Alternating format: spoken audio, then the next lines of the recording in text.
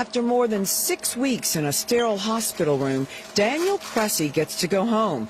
He's the first person in Louisiana to have gene therapy that could cure him of sickle cell disease. It was like a dorm room in here, you know. Yes, at 23, Daniel can fly planes, but because of his sickle cell, he would never be able to get medical clearance from the FAA for a license to live out his passion of being a pilot. Now that there is hope, he had set up a flight simulator in his hospital room. So I was practicing instrument approaches and things like that. And also, you know, landings, getting my landings kind of perfect. It's been tough, years in pain from his genetic condition.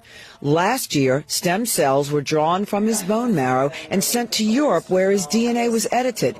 He had chemo to wipe away all of his bone marrow that makes sickle-shaped red blood cells. It also claimed his hair, changed his skin pigment, and made painful sores in his mouth. Then in March, his treated cells were infused back in hopes of making round blood cells forever. But at this early period, we can say it seems to be working as it should. Before he left the hospital Tuesday afternoon, Daniel shared some thoughts from his heart about his journey. You know, I'm not going to lie, I did cry 5 times in the past 5 business days. So I don't think I've done that since I was a baby.